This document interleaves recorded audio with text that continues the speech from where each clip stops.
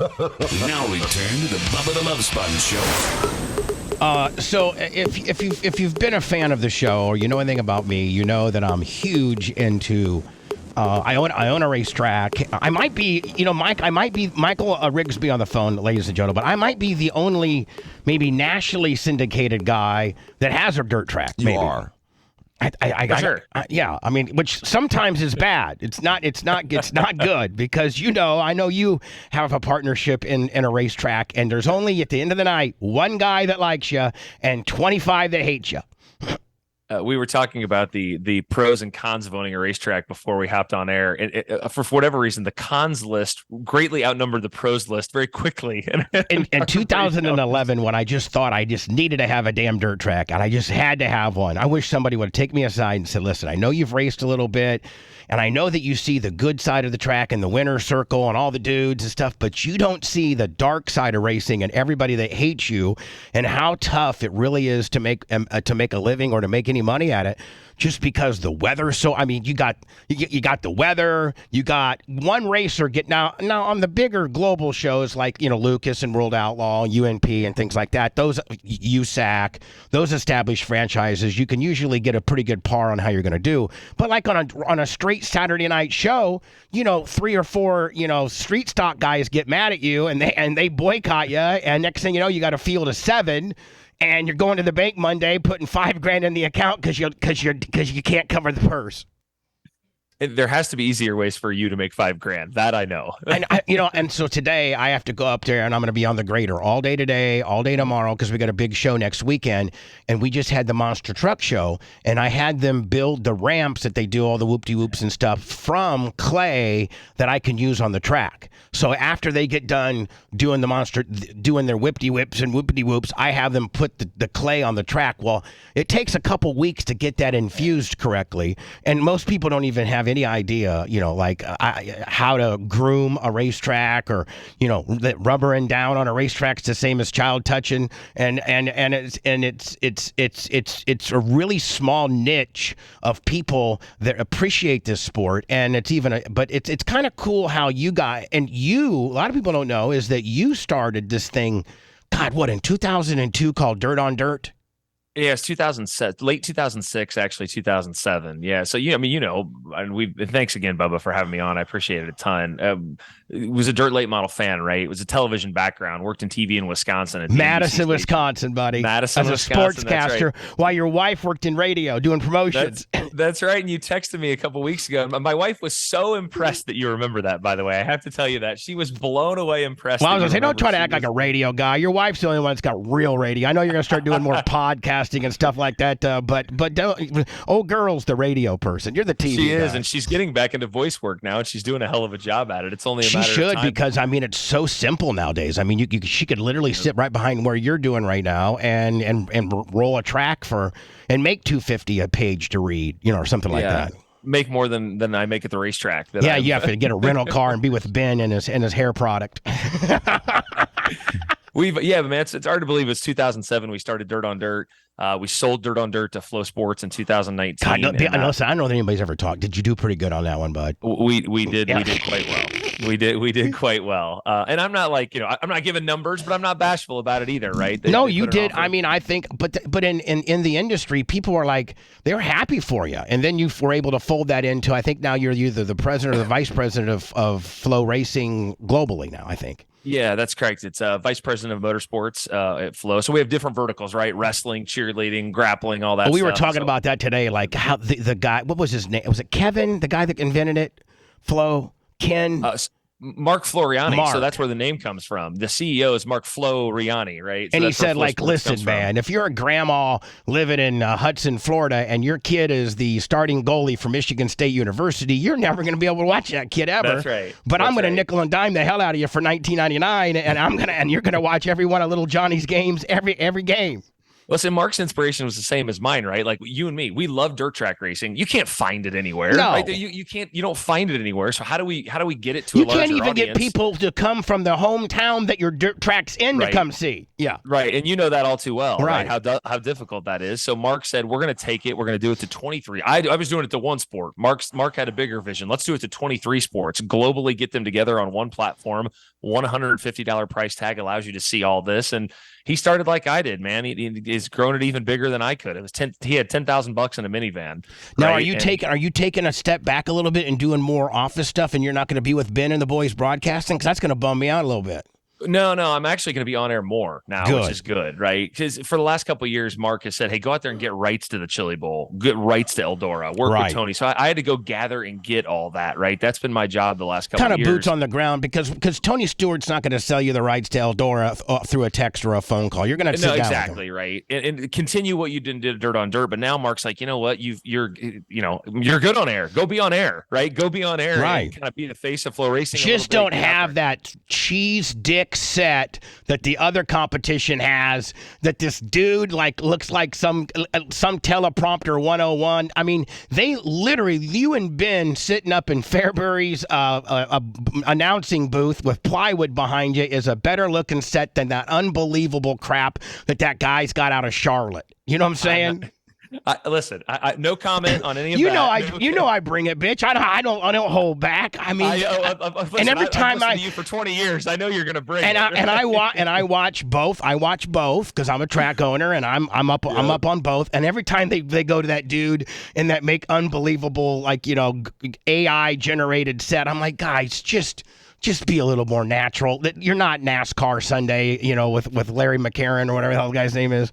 Larry McCarron, that's the Packers guy. Larry McCarron. And did you know that I do a Packers podcast? I know. See, but you see over my shoulder, I'm a Bears fan. So son of a bitch! That's depressing, dude. At least we're depressed, though. It's a sad state of affairs around That's right. here. You're a Bears fan. You're from Illinois. You only migrated up to do TV in Madison. You're not even you're an Illinoisan. Oh my Lord! I am an Illinoisan, a depressed Chicago Bears Illinoisan. But to your point, genuine, you got to be genuine in dirt track racing, right? That's the one thing people can spot a mile away, and I have learned that in my 15 to 17 year career now, is if you're not genuine, if you're not doing the plywood thing, to your point, they spot that and they sniff that out a mile away. Oh, they do. They don't want Buck and Aikman, right, for this. They want Ben and DJ, yes, right? They do. And then can I tell you what works for you guys is, and I don't know if you're going to be able to do it or not, but when you guys would do the after race Twitter feed, when you guys would be getting in the car and go to the wall, and you'd be like, man, East Bay raced out the way old East Bay used to race out like that. Remember when East Bay raced out last week? I think last year might have been Friday or Saturday, and they pulled one out of their ass. It was racy, and it was like, man, that's the East Bay.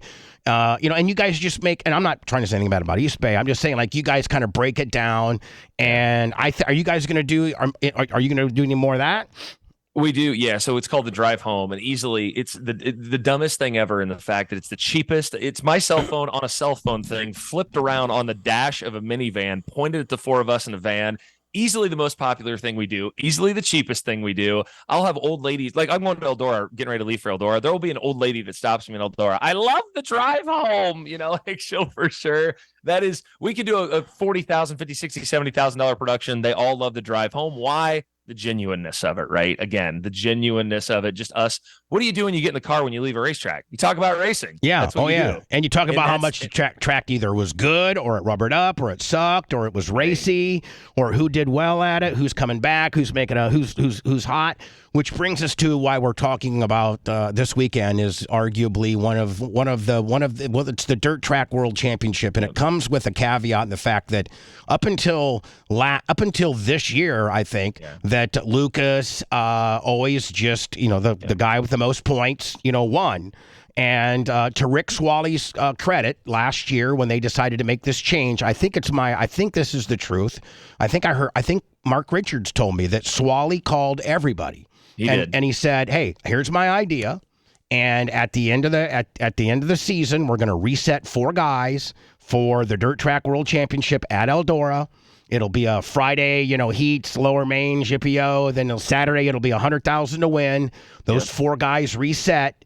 and the highest finishing guy wins, period. And so there's a lot of people kind of bummed out because RTJ, I don't even know if RTJ had to show up this weekend. He didn't have to show up the last 2 weeks. Yeah. And he would have won the championship. Now, let's talk about, so the 4 people competing in this, they completely reset the points for the Lucas late model series. Yep.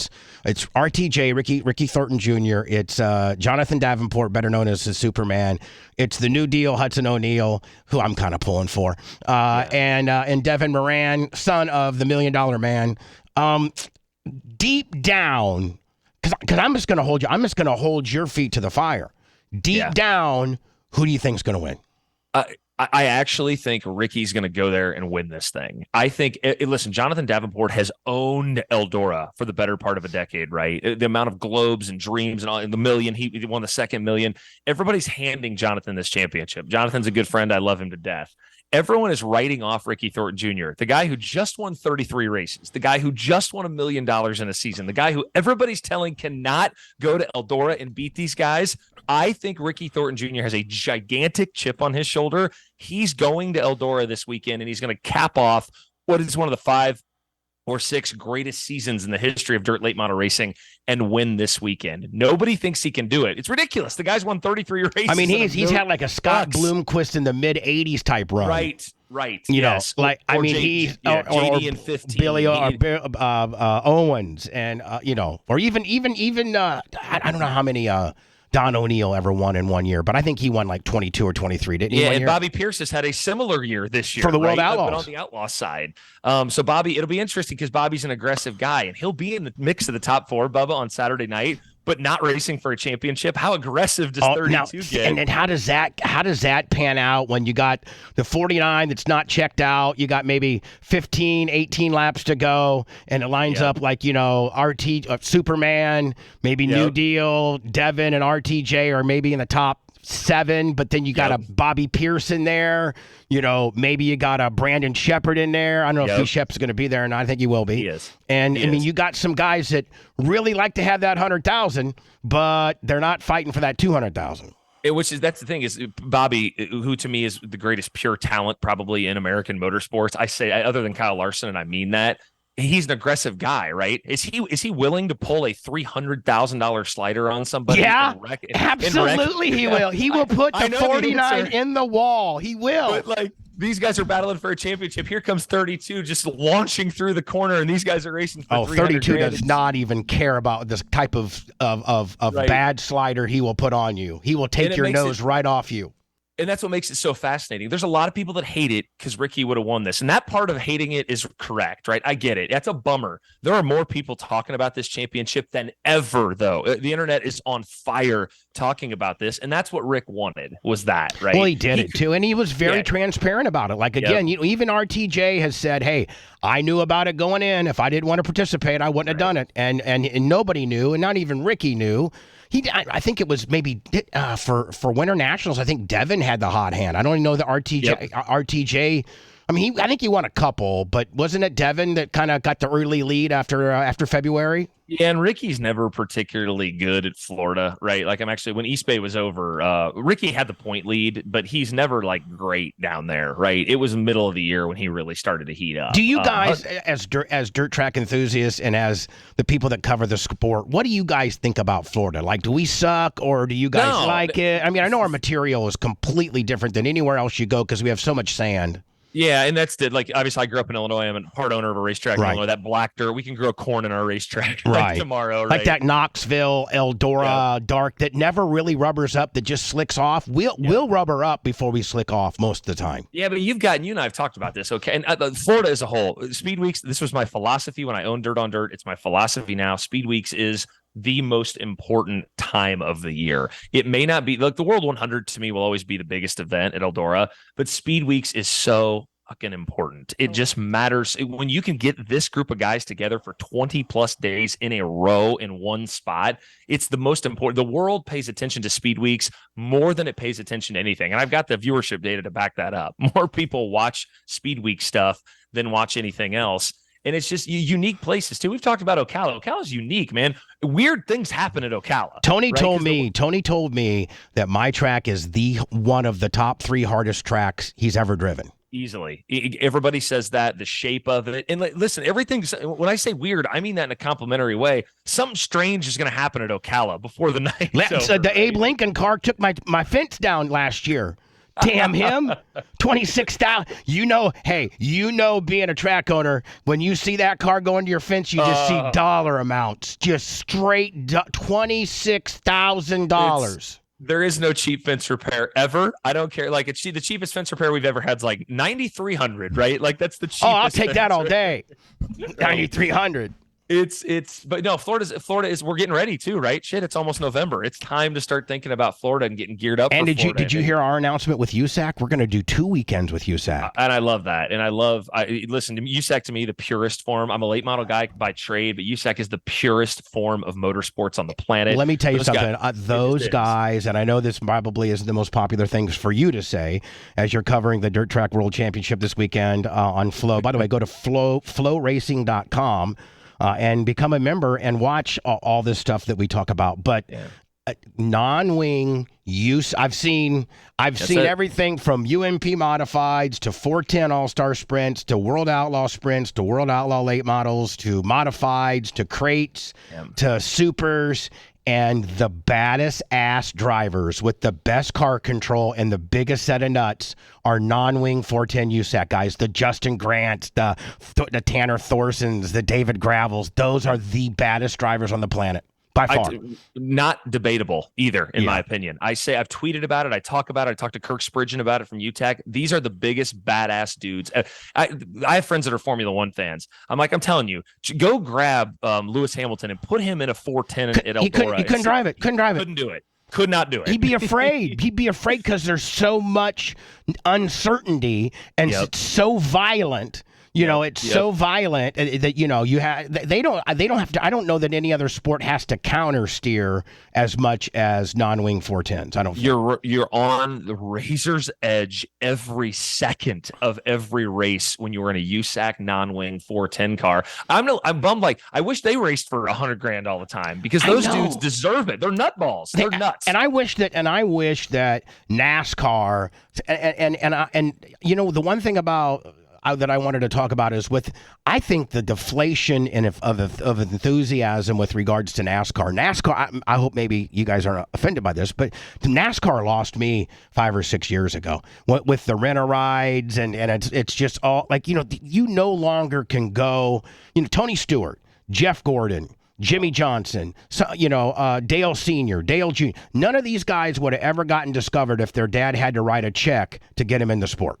I say all the time, it's the one last American sport. And by the way, we have a partnership with NASCAR Grassroots. I love working with the company, but it's the one American professional sport that is not a meritocracy. We don't know that these are the best drivers in the world. No. You can't start middle linebacker for the Baltimore Ravens and not be the best. You're the best, right? You are the best. Your dad can't write a check to Robert Irsay of the Colts, and next thing you know, Michael Rigsby is coming in as the flanker for third down situations. Kill, right? Right? Yeah. But in motorsports, it's like they can almost build a team around a guy and his dad's checkbook, and it never used to be that way. And but the purest form of racing hasn't been affected by that, and that is USAC. And but even late models have become a little bit of a rent-a-ride, hasn't it? There's no doubt. I still think our cream and dirt track racing is always going to rise. Like that will happen. But you're right. It happens that way in NASCAR now. We don't know. That's when we tune in on Sundays. Listen, I love Bobby Pierce. I know Bobby Pierce is better than some of those guys. Oh, racing absolutely! I know he is. I know Hudson O'Neal is. I know that Devin Murray. I know. Well, the 4 guys in the championship are. Yep. And you know what? Davenport didn't even really have a good ride for that Bristol deal. I thought that wasn't his best effort, and I don't think that was a good car. I don't think so. No, it wasn't, and that matters. And then they get judged on that, right? Well, that guy can't hack it. They get judged on that, and that doesn't really count. It's a bummer, right? You want to tune in on a Sunday and know you're watching the best of the best. And I don't know that we can say that right now. That's why I like what we do. I feel like Justin Grant and those guys that you watch in a USAC race, or whether it's Brad Sweet and Kyle Larson. Now, Kyle, I think we would agree, Kyle is a transcendent talent, right? It didn't matter. Even Tony says he's the greatest of all time, and that's right. Tony-ass arrogant Stewart, who I love more than anything in the world, who is driving Type Alcohol now, and he's going to get Leah pregnant and make her have the kid, and he's going to go to Top Fuel. That's how it's going to work out. And he loves drag racing right now. He loves drag racing. He's dragging the hell out of that place. But even him, who prior to Kyle Larson, people could argue is in that AJ Foyt, Mario 100%. Andretti, in that world, and even Tony says that Kyle's the greatest of all time. They used to have to come. They discovered Tony Stewart because he made himself so discoverable. You couldn't deny his talent, right? That doesn't happen now. Kyle was probably the most recent guy that fits that, and I agree. He is the greatest American motorsports talent I've ever seen in my entire life. And he's probably the only guy that can get in a 410 non-wing and win, a midget and win, open wheel modified and win, a super late model and win, a cup car, whether it be on the Roval or the Oval and win. And maybe Indy next year. Yeah, right? he just did his rookie test. Yep. I was teasing him. He went 217. I sent him a text and I said RTJ would have gone 225. What'd he say? Screw you. He goes, "You're probably right." It's what he said back. It's Michael Rigsby, and he is the vice president of Flow Motors or Flow Racing. And this weekend is the Dirt Track World Championships at Eldora. Michael, you own a racetrack. You see every race. You probably have seen almost every track that is a resemblance of a track that hosts some type of sanctioning, something from Turkey Night out in California to the tracks in Arizona. Is Eldora that? And when I ask you this as a track owner, is because Eldora's infrastructure and their jumbotron and their pyrotechnics. As an owner, I look at this, I'm like, the only way you can do that is if you are making great money. I don't even think Tony needs to even get into his till to make these leasehold improvements that he's done. But is Eldora by far the premier facility? In my opinion, it is without a question. And I know there's going to be Knoxville, Iowa people that kind of, clamor at that a little bit. And I love Knoxville also. But I don't think Knoxville has the character. It doesn't have quite the charm that Eldora's, rising through the cornfield, middle of nowhere, Americana historic feel to it, right? And the one thing that separates Eldora to me is the love of both. When you get Eldora, the Kings Royal is sold out with 25,000 people. Right. The World 100 is sold out with 25,000 people. You go to Knoxville, the Knoxville Sprint Car Nationals are sold out. They don't really care about the late models. They could care. In fact, they might even boycott the late models. I had an old lady stop me at the grocery store one time and said, literally, Bubba, I wish you weren't here. Yeah, too much noise and everything. What's the next tier of? Well, I mean the Lucas facility in Wheatland, Missouri, I heard is unbelievable. Pound for pound nicest facility is Wheatland. Yeah. You're right. It's just built to be a dirt track. Wheatland's the nicest facility, but you've got Eldora, Knoxville, Wheatland, that group in there. Charlotte, Texas, and those are like NASCAR tracks that were built to be dirt track. Those I kind of separate those. Yeah, those don't feel the same. But like Port Royal in Pennsylvania has come a long way. It's Williams Grove. Yeah, those PA tracks are good, right? Your track, Fairbury. That's you guys have done some good stuff with that. We've come a long way at Fairbury, and Fairbury's got the thing I say about Fairbury, the town is addicted to dirt late model racing. Like you go to the Barber right now will debate the 1993 World of Outlaw Championship with you, like the Barber in town, right? They want to fight you. No, RTJ's gonna. I mean, that's rare in a small. There's only 3,000 people in Fairbury, right? It's pretty rare to get a town be it like that addicted. You know how hard it is, even people in Ocala, to get them to come. We have 3,000 people in Fairbury. All 3,000 of them are coming to the racetrack. Oh, yeah. We got 20,000 in Ocala and 19,500 don't even know where the track is. Right. So that's pretty cool. And Florence, Florence, Kentucky's great. Port Royal's great, like I mentioned. There are a lot of great tracks out there, but Eldora is the mystique. It's hard. It's a religious experience. When you go to Eldora, it is a religious experience. Does Eldora ever rubber?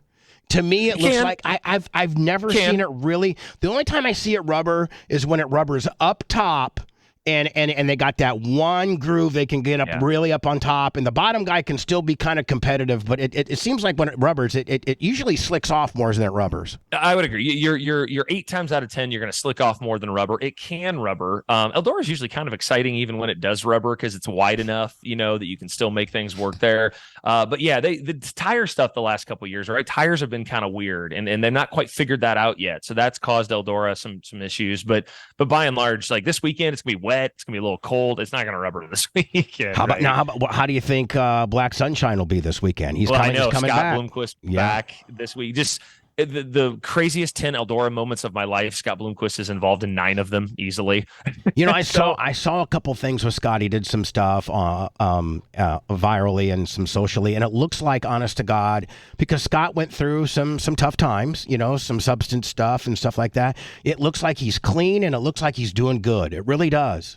I saw him at the World 100. I tell him the tan he's got. I told him your tan is unbelievable. His tan's looking good. His hair's looking good. He's real clear-minded right now. Like Scott's not going to Eldora. Scott's like Tiger. Scott's like all these guys. It doesn't matter where they are in their career. He thinks he can win. He thinks he's going to Eldora to win this race. He can. Of course. It's Eldora. It's Scott Bloomquist. Of course. And he'd put the 49 on the wall if he had to. Oh, well, I mean, you listen, as a guy who's producing a TV show, I'm like, inject that into my veins. You'd love straight into my veins. How good would it be if the 0 took out the 49 and then they end up on right there at the start finish line, both spun out, and like HUD came in and won it, and then Superman gets out and him and Bloomquist start going at it, and the crew starts fighting.